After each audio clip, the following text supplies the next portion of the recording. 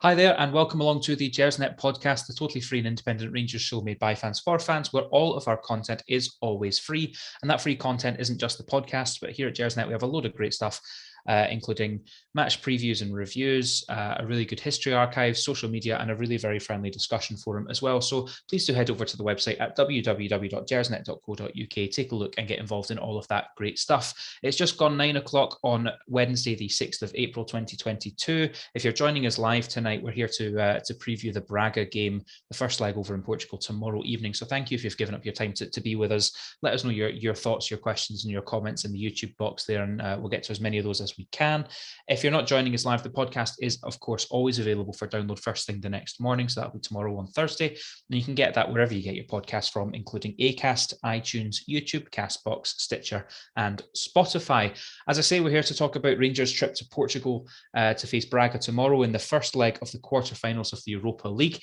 And I am delighted to be joined by someone I'm very pleased to call a friend, not just a colleague, Alexander Anderson. Alec, how are you this evening? Just as soon as I can remember to unmute myself, I'm absolutely fine. Thanks, Ross. And if I can just congratulate you on air, I've done it personally, but congratulate you on your upcoming nuptials. Thank you very much. Nice announcement. So at least somebody's got something cheery going on. Well, no, I've just moved into a new house. You've just got engaged.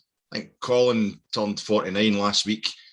But Rangers just keep letting us all down, don't they? I know. We're all trying to celebrate. We're all trying to pretend we're happy about other stuff, and Rangers just keep coming along and making us miserable. What's that all about? Ruining everything. How did the house move go? Was it all okay?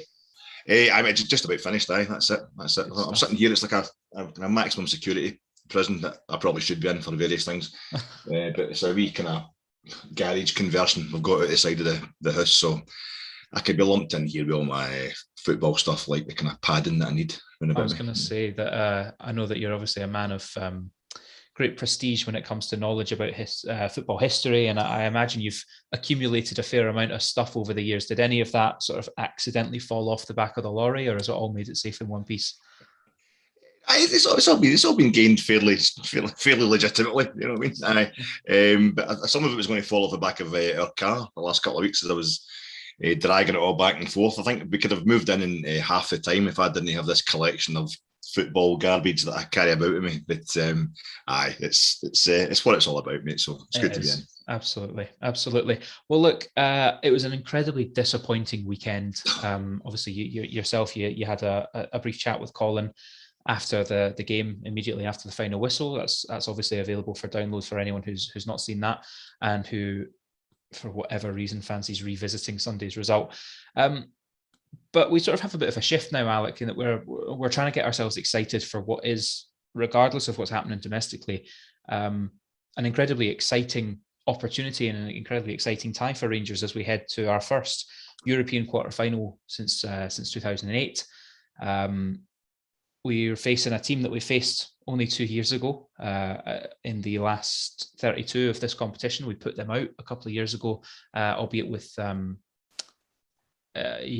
different circumstances, different players. That was pre-COVID, if I'm not mistaken. So yes, lots and lots of stuff has changed, but it's certainly interesting that of all the clubs we could have got in this round, it's Braga. It's a team that we faced once before. Before we look at Braga specifically in the threats that they might pose, our last run to the latter stages of a European competition, like I say, was 2008 when we reached the final in Manchester. And that run was built upon solid performances at Ibrox first and keeping the tie alive, and then going and nicking results in the away leg the second time round. Obviously, this is the reverse of that. We're travelling to Portugal tomorrow, and then we'll try and get a good result and bring that back to Ibrox. I guess, how much of a difference does that make? How much will that impact on the players, on the management, on their strategy? Do you think it's preferable to have one or the other? I mean, on paper, we play them away and we play them at home. It shouldn't matter which order those come in. But how much do you think that the home or the away advantage really factors in here? To be honest with you, I'm actually quite glad there's something different about this time. I mean, we're meeting at a later stage, obviously. But I don't like it. I don't know about yourself, Ross, all the folks out there listening and watching, but I don't like it when we've had a success, particularly against a team, we then play them again, within, a couple of seasons in Europe. I mean, if you think about, even thinking back to like the top of my head, Parma. Everybody remembers us putting Parma out the Champions League. Of course, we played them a season or 2 seasons before in the UEFA Cup. A tight affair. We were quite unlucky. We did really well. But they put us out the UEFA Cup, and it's almost like I feel we're kind of in the reverse of that scenario. I think it was such an epic night at Ibrox, the first leg against Braga. You'd almost forget, looking back on it, kind of through the mist of time, you would think, oh, that must have been the night Rangers won, because it's the night most people remember, because we're 2-0 down, we come back to win 3-2. But I think obviously that was the first leg, and then we put in one of the most kind of brilliant performances for the kind of, I think one of the most brilliant examples of what Michael Beale and Steven Gerrard could do was in the away leg. It's even the goal itself, the way we moved the ball, the tightness of the compactness of the team. It was absolutely fantastic. But I think you would be going out tomorrow night, if the game was at Ibrox, expecting it to be, another absolute barnstormer, and particularly with the kind of fallout after Sunday, there's going to be a lot of people ready to getting teams back pretty early tomorrow night, I would imagine. You would think if it doesn't go that way, they would get uptight pretty quickly. Although, as I'm saying that, I'm thinking, when we played Braga at Ibrox in the first leg, the last time we met them, of course, we were 2-0 down after an hour. So the game, we were pretty crap for the first hour of the game. So it wouldn't be too similar. But I like it. It takes a bit of the pressure off us. I think a bit of pressure off the team, particularly after what happened on Sunday. To go away from home, the Bears will probably take up, if not half of the crowd, they will certainly make more than half of the noise. We've had a few beers. There'll be in a bit of a holiday spirit. So I think it'll be a nice atmosphere for Rangers to go into as a kind of salve, after Sunday. In terms of how it affects the team, well, I think you just need to look at the Dortmund. We went away to Dortmund first, and that suited us. We've had Red Star at home first. We've done the business with the home and away situation being reversed in that tie. If they're going to do it, they're going to do it, Ross. I don't think it makes too much of a difference, mate. And I think with the away goals rule being, no longer with us, the kind of the hopes for caginess or playing a certain kind of game. If we don't concede more than a goal or whatever tomorrow night, it will still feel like it's a better result for us than it is for Braga. But I don't think that really comes into it as much anymore. I think the home and away thing, particularly in Western Europe, where it's no great kind of mystery to modern footballers to be travelling. The teams are so polyglot now anyway within the domestic leagues. Our team's full of players of all different nationalities. I don't think it's really a big deal for anybody these days if they're travelling kind of within their own region of the continent to go away from home. So I'm just hoping I'm just worried about the after effects of Sunday, Ross. That's the main thing for me. Well, I'm away to Google what polyglot means. I'm fairly sure I went to school with her. The after effects of Sunday, it still lingers with us, not just because it hurts so deeply to lose an old firm, but with the context of the rest of the season and the season now probably the league being all but over. I think there are naturally going to be questions about the starting lineup, and let's see, we've got a comment here, a question from Andrew, which I think actually sort of sums up most of the fan base. Is are we going to persist with Alan McGregor in goal? Now, McGregor, in my opinion, he's been unquestionably outstanding for Rangers over a number of years. He seems to be swinging from mesmerising saves through to not calamitous howlers, but just bad decisions that are costing Rangers at the moment. We have John McLaughlin as an understudy who, untested in Europe, I think. I don't think he's ever played. I certainly can't think of him playing in the Europa League for us. What would you do about the goalkeeping situation? Gio seems to have suggested in press conferences over the past few months that McGregor's number one, outstanding keeper, etc. How do you view that? It sums up the kind of quandary. We're going to the Quarry tomorrow night. I'm going a bit punny here, but it's a quandary we're in with the whole team about a lot of the selections, a lot of what is Gio doing? I can't see how Gio is the problem with what's happening this season. Or what's happened? Basically, Sunday changed everything. This is the thing. Sunday just changed everything. I still had great faith that Sunday was the day we'd turn up and we'd get this league title, back we'd get back in the driving seat. And it just, the way it went wrong was so kind of surreal. There's a lot of other contributing factors. But we've just been shipping points in the league so badly. And Alan McGregor is, I'm afraid, directly responsible for a lot of them. We've been saying it so often in the show, especially since the turn of the year, that Alan McGregor, we were kind of whispering it in the early part of the season about Griggs being to blame for a few goals. But especially after the Ross County game, for me, it became really apparent that his confidence is gone. He's not coming out for the ball. He's not coming off his line at all. I still don't know if that's maybe partly an instruction from the coaching staff. But there's just, for me, the McGregor situation kind of sums up what it's all about. We'll get so many questions to answer about. I think we're looking to completely rebuild the squad almost in the summer. Some people are saying we should just that's it. We get rid of this team. We get rid of these players because they've not done the business domestically. But when you look at Europe, it's almost like when you look at Alan McGregor, the stop he pulled off in the second half on Sunday. He will make these brilliant saves for you. You look at him against Red Star Belgrade, away from home in Belgrade, he was phenomenal. But you could also say McGregor not coming off his line in Belgrade is the reason we lost the first goal and we're under such pressure there. For me, it really sums up. It's difficult. What I always think back on when we've been raising this question this season is the way we announced, or the timing we announced, John McLaughlin's contract extension.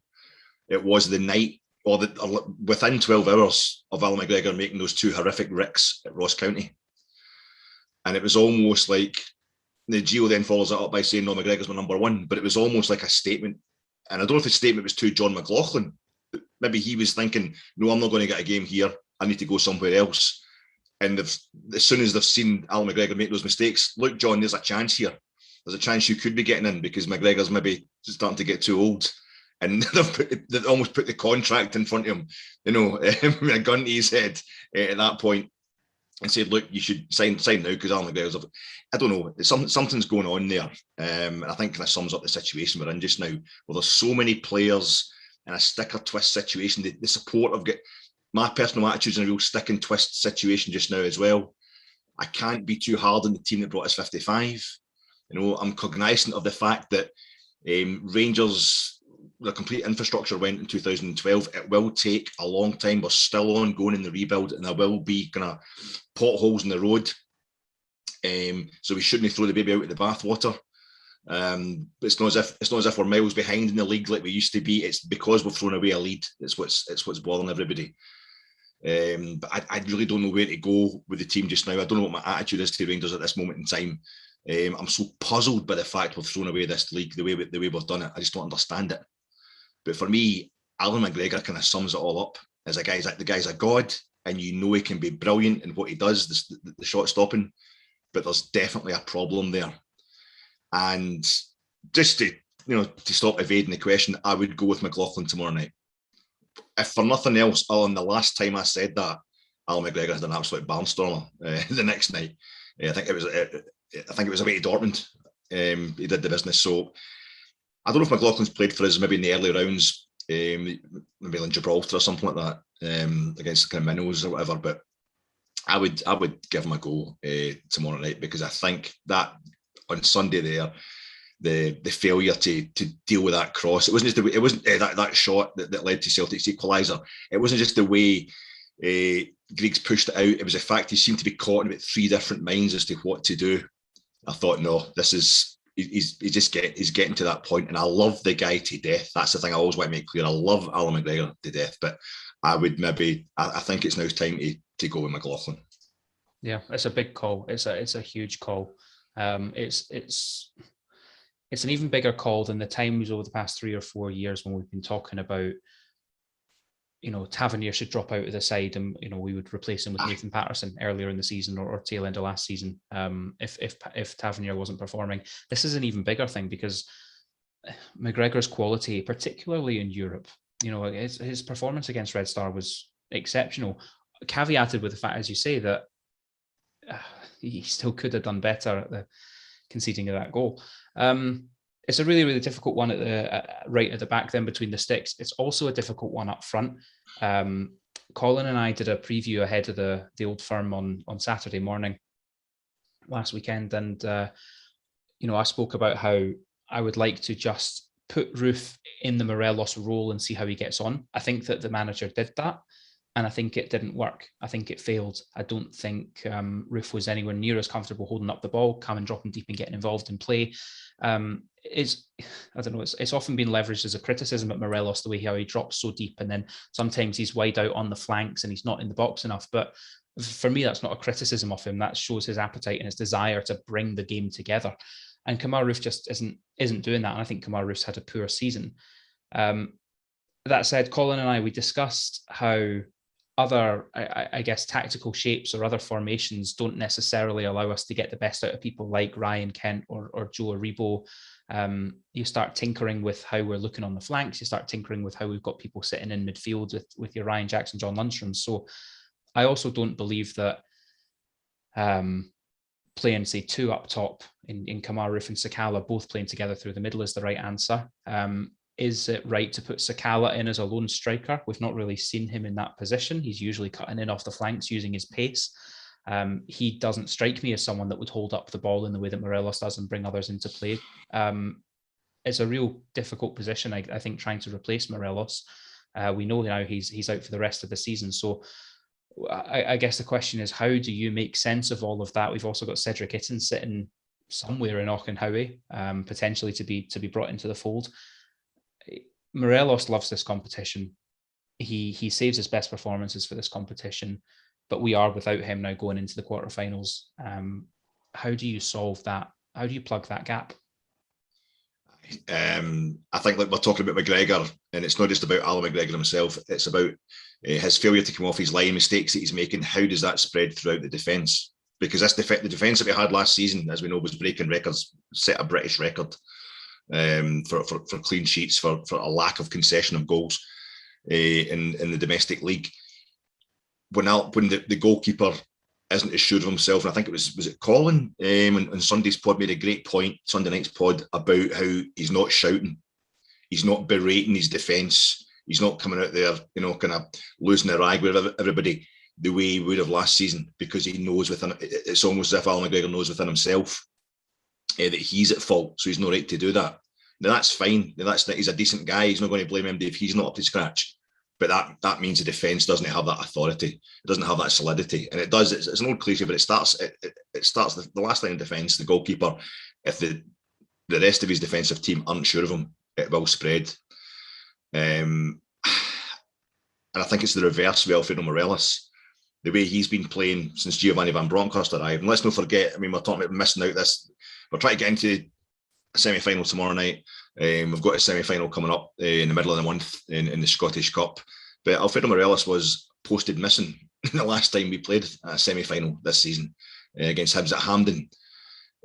I'm trying really desperately to think about the Alfredo that's, can get himself sent off or lose the rag. Or the last time we played Braga, he wasn't there. The last time we played Braga away from home, last time we played at this stadium, we're going to tomorrow night, Alfie wasn't there and we got on just fine. But he's been playing too well for us to kind of, for me to find any comfort in that. That's stretching it. I think he's the same effect. He brings everybody else into it round about him. He will make other players round about him better by his sheer presence. He just scares the living shit out of defences. In Europe in particular, he's an absolute phenomenon. He's a phenomenon that we've been hanging on for the last 4 seasons, Ross. So he's a colossal and he's a massive miss. In terms of replacing him, what do we do? I think we're looking at a shape change. I've seen it in various other places. Suggestions of it, bringing Ryan Kent in almost as a kind of twin striker, perhaps with Roof. Getting more out of him through the middle, perhaps. I don't really know that there's going to be a change, but I think the problem we've got is you're looking at, after Sunday's performance, you're looking at the likes of Joe Aribo's knackered. He's going backwards. And this is a guy who's the best player in Scotland up until Christmas. Let's not forget that.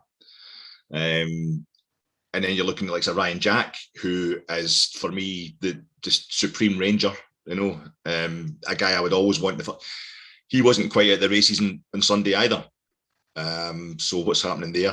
And then you've got Aaron Ramsey, who is world class and is coming on to a game, but I don't think has the fitness quite yet. You know, Scotty Arfield is another option. A guy I would always, I know you're not his number one fan, but he's a guy I think has been fantastic for Rangers in Europe. There's a lot of street smarts, a lot of nous, tactically really aware, and I always want to see Scotty Arfield playing for us, particularly in Europe. So we do have options, but I don't think there's any we can really. There's none that are proven, and there's none that are bad enough. You know, for me, I still want to start Ryan Kent. It's like, look at, I keep going back to Sunday, can't help it. He scores he sets up the goal for Ramsey, but then he's culpable for not, so many crosses into the box, only beating the first man, and so many wayward shots. It's like Calvin Bassey. I thought he was one of our best players. Only Lundstrom really kind of outdoing him on Sunday, but yet he's really culpable for Celtic's equaliser as well, and kind of letting Callum McGregor just walk past him. So there's a general there's a malaise, there's not a malaise about the team, but there's a malaise in my thinking and in the way we're kind of regarding the team just now. We don't really know. Nothing's bad enough that you can completely, scapegoat people or say they're definitely not playing. But no one's good enough. Now that Alfredo's out the team, Alfredo's out for the rest of the season, the one guy we had just now who was absolutely good enough and was on form that you were saying he's absolutely playing, he's not available. So there's the players on there that you can completely rely on. But I don't know. Personally, I would stick with the 4-2-3-1 that we played in Dortmund. I'm relying on this Rangers team to do what they've been doing all season. What has now become a criticism is that they're shit domestically sometimes, but they go above and beyond in Europe. So I would stick with it. I would stick with the system we started with in Dortmund, which was our best performance, not just of this season, but for many a season. Absolutely. And in my head, it's just like stick Roof in instead of Morelos. But, yeah. Look, I think even after Sunday, I still think that's the right thing to do. I think you're asking everyone around Roof, because Roof does what Roof does incredibly well. Not so much this season, actually, possibly, but he's clearly a very, very talented striker. One of those people that has the knack for being in the right place at the right time. And I think that is, as a striker, that is a talent, that is a skill that you probably can't teach in a way. You could quite easily have had a couple on Sunday, Ross. Yeah. I think the Celtic did that thing where they got bedded in the second half, and that sucks the life out of the attack. So he's not getting the service, he's not getting the usual, kind of acquaintance with the ball. And I think they had the chance. I think Scotty Arfield kind of flicked it on. He fires it. He met it first time, and he fired it just over the bar. And there was a header at the far post from where I'm sitting in the main stand, but he kind of got over too much. Yeah. But that's goals. That's the kind of goals we've seen Kemar Roof scoring. Yeah. And he's a guy who does well when the box is busy. Yes. Yeah. We've seen that, haven't we? So if that European energy, and I know it's become a criticism, but to hell with it. If this Rangers team are indeed, as a lot of people are now slagging them for being, just a bunch of tarts who want to shop window themselves through Europe, do it. Please do it tomorrow night. Get me my only our second actual out and out official semi-final in the last 50 years. Yeah. Although the Champions League in 92-93 were a goal away from the final. That was even better than a semi in many ways. But just get us that. Do that. If you want to shot window yourself, that's fine. Because for me, I think if we get through this game tomorrow night, Ross, if we get through this tie, if we get ourselves into a European semi-final, it transforms the season. Mm-hmm. It puts an entirely new spin on this season. And I hate that it's Braga we're playing again. I would have wanted it to be Barcelona so we could just glory in the fact we're in a quarter-final. No one's expecting us to do anything. The chance is there. So we've got to turn that into the chances there to make up for Sunday. Absolutely. And if the energy is there, if the appetite is there, you have the Kemar Roof that scored for the halfway line and scored one of the greatest individual goals we've ever seen from a Rangers player in Europe in Liège last season. So, I think they've just got to go. If the attitude's different, I think it will change tomorrow night. I think we can do it. The team talk's written, isn't it? I mean, it's you have let yourselves down, you have let the fans down, not just on Sunday, but throughout the course of this season. From the position that we were in to throw it away in the way that we have done, you have let the fans down. You have the opportunity to make all of that right So let's go and take the next step into doing that. Do you know that way that they say absence makes the heart grow fonder? I'm thinking about all of these, how do we set up going forward, attacking shape and who plays where and whatnot. I seen a tweet yesterday from Yanis Hadji of him just doing some keepy uppies with a ball. And I just went, oh God, I'd love him to be back. The thing is, it's obviously just the context. He dominated against Braga, particularly in that home leg. Yanis Hadji has actually probably for the past 18 months, or the last 12 months up until his injury, not really played that well at all, in my opinion. And now you're looking at him going, Christ, I wish he was available. I'd love to have him back for this game. But that's football. That's the thing. That's the thing that happens with Rangers players, and it's the thing that I always get into arguments with people because I end up sticking up for guys, maybe more than I should. I'm very into the gratitude thing. If someone has performed for you, it's like in life. If somebody does you a solid, don't forget it. And when they, if they maybe do something that pisses you off a bit later on, don't be too hard on judge it. Weigh it up. Remember what people have done for you because they could come good again. And I'm the same with players, and that's what I'm talking about Alfredo Morelos. This time last season, not this time, but around about January, February time, it wasn't just like Rangers supporters, it was just like casual fans. This was like when Darryl Broadfoot, a journalist, and the SFA and all that. I remember listening to him on the radio talking about how he wasn't getting the numbers. His numbers were terrible for a guy who's supposed to be worth £20 million. But the numbers were taken up by goals scored and assists. Mm-hmm.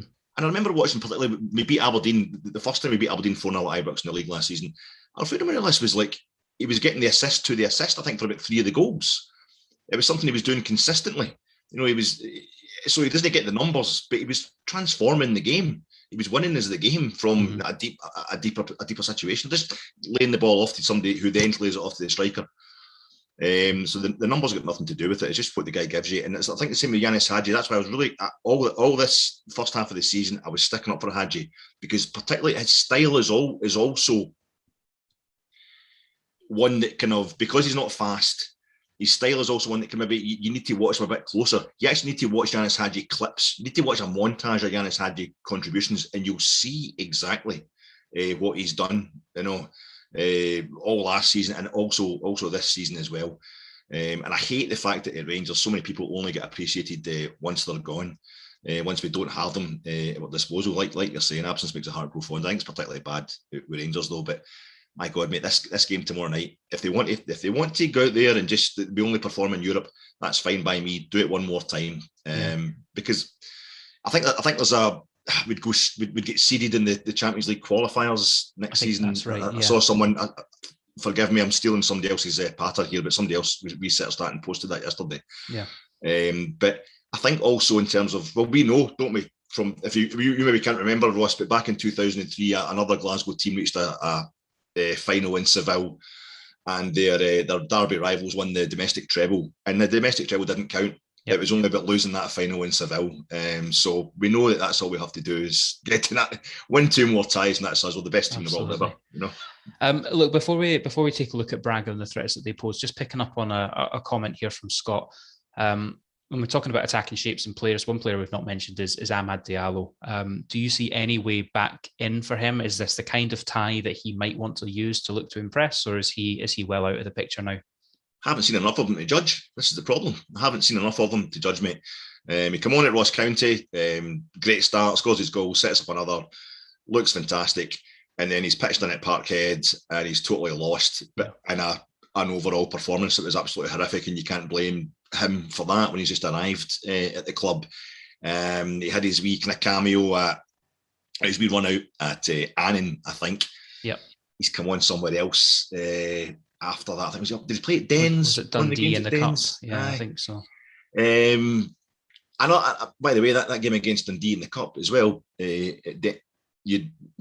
remember Roof taking the ball off 2 different players in both wings and putting the ball into the box, and both chances should have been converted. So he was showing kind of touches of Morelos, covering all areas of the park in that game. But I don't know. He's obviously got talent. He's playing Italian football and what have you. What he's done already at a young age. He's obviously got hundreds of talent. He looks pretty skillful. He looks pretty fast. well, that miss against the United at Tannadice is done from a lot of the fans. Yep. But I think that was unfair on him as well. You know, there was a lot of people responsible for that draw that day. I don't know. I would be really surprised to see him, but I don't know, mate. There's something. There's probably going to be. Gio's probably got a rabbit to pull out the hat tomorrow night, and he might well be it.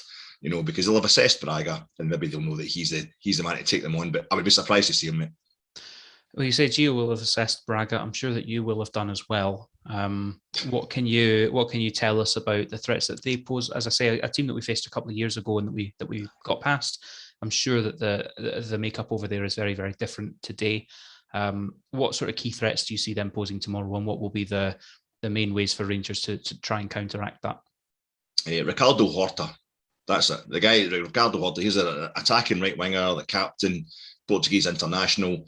He hits them from distance as well. He likes a ping, and he's done the business for them in the Europa League so far with that piece of his armoury. He is the guy to watch. He makes them tick. The thing for me, Braga, most dangerous thing about them is, which could also be the best thing about them as far as Rangers are concerned, is they're in fourth place. They're in fourth place and they're going nowhere else. They're not really going. They're safe in fourth. They're isolated in fourth in the Portuguese league. Now they beat Benfica 3-2 on Friday night. That's dangerous, and they've had a couple of extra days rest, and they've had a momentous victory as well to kind of inspire them and keep them fresh for tomorrow night. But that can go. I think that can go too far as well. I think if you haven't played since Friday night, you're almost a week out the game. Rangers should be ready to go. After what we went through on Sunday, I think we should be ready to go, dying to kind of prove ourselves again. And we should be. I think we should actually be a bit sharper in many respects because we've played more recently. But all Braga have got to play for now is the Europa League. They're not going to qualify for the Champions League, and Portugal, I think, is the top two spots go straight into the Champions League group stages, and the next one connects into the qualifiers, and that's Los Tres Grandes, the big three, Sporting, Benfica, and Porto have got that all wrapped up. They won the Portuguese Cup last season. That's how they went straight into the Europa League group stages, and then they get papped out of that, I think, before Christmas by a kind of bottom half of the table side in Portugal, a kind of unknown side. So they've not had a great season, but they've not had a terrible season. This stadium, the quarry, the whole setup there, it's really strange. It's massive, two massive stands, but obviously two they're unoccupied ends. One of them's like a wall. It's a really strange setup there. And they're used to being outnumbered, I think, in their own stadium, and it's never. Braga certainly never sell out their own stadium, So as I said earlier, we'll have half the crowd or half the noise anyway, at least. And I like that for Rangers, but at the same time, Braga are used to it. It's not going to upset them that the other support, the visiting support's making more noise than their support. I've seen them; they kind of clawed their way through the Europa League. They finished second in Red Star's group, so that's the biggest hope for me. Is they finished second in the same Europa League group as Red Star Belgrade, who we obviously put out last round relatively comfortably. They couldn't beat them. They drew with them at home as well. They then nearly went out to Sheriff Tiraspol, who dropped in from the Champions League. Obviously the big news this season, they beat Real Madrid in the Bernabeu. The kind of Transnistrian Moldovan gangsters, just strange club, really interesting club, Sheriff Tiraspol, but doing really well because they're total crooks. Because I don't want to know where their money comes from, but they're doing really well, and Braga put them out. I think it was penalties eventually they went through on, and then they beat Monaco quite easily when we were beating Red Star Belgrade, and that's no mean feat. That's a good scalp to have. Beating any side from Ligue 1 in France, so they're decent, mate. But I'm hoping they've kind of done their bit. They've their domestic season's over. There's nothing left for them to play for, really. And while that could rest them, I actually prefer it if a team's going for things on several fronts we might be struggling in the league now, but we need to do something in the Scottish Cup. We're not going to give up in the league either. We are the champions, and I think this is a chance for real history for us tomorrow night. So I'm hoping we're sharper, we're more up for it, and we're used to playing at a higher level. We're more at stake in every game we play this season. Braga, though, I'll just say there's one more thing. They have been at a European final since we have. They reached the second Europa League final, 2011, in Dublin. If we go to Dublin, we'll follow on. And they lost. It was basically a derby. They lost to Porto in Dublin. So they've been to a European semi-final more recently than us. But I can't wait, Ross. We need this. I think we really need this. And the opportunity, we shouldn't get too bogged down in the domestic situation just now. Just the opportunity to make a kind of history that we're going to remember above and beyond anything that's happened domestically it's there for the taking. We've got to go for it. Yeah, no, you're absolutely right. I'm just having a quick look at the odds there for the qualification over the course of the two legs. And, Rangers are fancied by the bookies here. Rangers are odds on to go through. Whether that gives you comfort or not I guess is up to you. But, just to finish off, how confident do you feel? This was the draw we wanted. In the last 16, Red Star was definitely the draw we wanted. We come through to the quarterfinals. Braga was absolutely the weakest team left in that competition, whatever way you look at it. Now, in fairness, we were also probably the team that they wanted, if they could have chosen. So, how confident are you going into tomorrow night? Evens, Ross. Yeah. When you're saying that the bookies fit, is that? I think is that like British bookies? Is that way? Is that, those prices are drawn up against the amount that's going to be bet on Rangers. To a degree, yeah. It's very, very.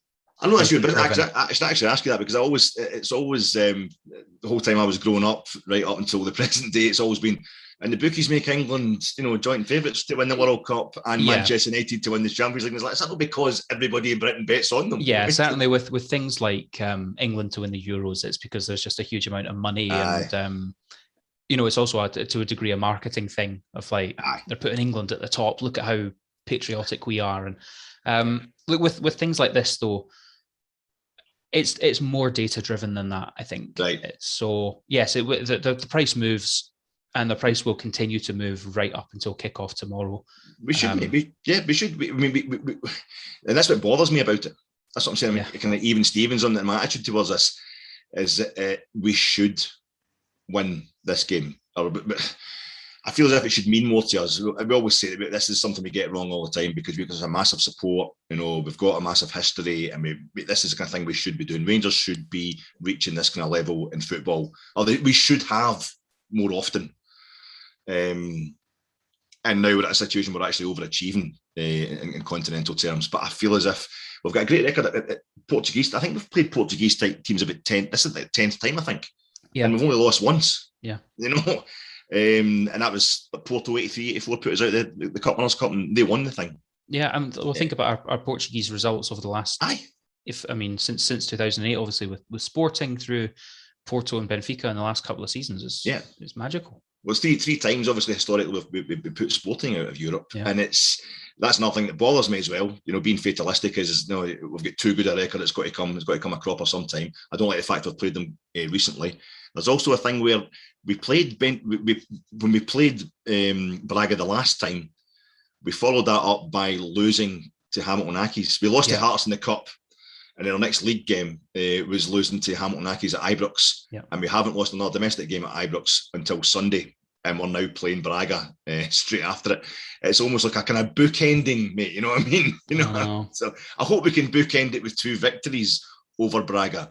I just feel if this team want to be, I can't believe they get slagged for doing well in Europe. That's how bad. That's the kind of things we go through as a Rangers support. But do it. If you just want to play well in Europe, that's fine. Do it at least one more time. Just get. Of course, if we get to the semi-final, I'll then be like, I'll just beat this mob and get to the final. But if we get to the semi-final, we are playing real high-end quality. Oh, yeah. We're playing teams that have been in the Champions League quarters and semis the last few seasons. We're really up against it. There'll be no pressure on us psychologically with those ones. I want to get through this. I wish it wasn't Braga we're playing, if I'm honest, because they are so doable. Not easy. If they've got anything about them, Braga, they won't play us at football. They'll use, that's what I was meaning to say when I was going on about the crowd, the particular atmosphere in their stadium. They will play us like Dundee or Livingston, like Celtic played as the second half on Sunday. They'll just sit in. They won't go for it, because that's when we struggle. Make it doer. Yeah. But if they want to play us at football, I still think that's why I think we could be okay with Roof tomorrow night, because you'll get more room if they come and play us at football, and we're set up to kind of counter attack, and we're absolutely phenomenal at that. We are a great European side. We are, and I think there's a lot of talk, Ross, amongst the Rangers support just now that we should rip it up and start again, because it looks like we've lost this league title, and we should do what Celtic are doing, which is be crap in Europe. And therefore you'll be great in the league. It doesn't work like that. No. But there's a real danger that we might just do that. Giovanni might just take his orders from the crowd, and the board will do the same, because they're very much driven by what the support kind of rant and rave about, as we've seen in the last few weeks. So this might be the last that we get. This might be the end of this great European run, that we've been on for the last 4 years. Fantastic adventure. And I would just, haven't got to a quarterfinal as a victory, but I just don't want to leave that wee bitter taste in the mouth of, Braga were so doable. We were this close to us that we should have made that semi. So if we're going to just do this, Rangers, and you can do whatever you want next season. That's it. Well, look, that's probably going to wrap it up for us here this evening. Thank you to everyone who's been watching along and giving us your questions and your comments. It's been great to have you this evening. It is an absolutely monumental day tomorrow for Rangers, as we look to, I guess, put one foot in the Europa League semi-finals. It feels ridiculous to be saying that, but that's what faces us. It's the later kickoff tomorrow. It's the 8 o'clock kickoff. So make sure you're around for that. The Gersnet podcast, of course, will be back on Sunday. That'll be 9:30 p.m. on the Gersnet YouTube channel, with the show available for download first thing on the Monday morning, wherever you get your podcast from. I'm sure we'll even try and squeeze out a wee preview show on Friday night as well. Keep your eyes peeled on the Gersnet Twitter feed and website for that one. All that's left for me to say is a massive thank you to Alec for joining me this evening, and a thanks to everyone who, as I say, has downloaded or joined us tonight. Enjoy the game tomorrow, and we will speak to you on Sunday. Bye for now.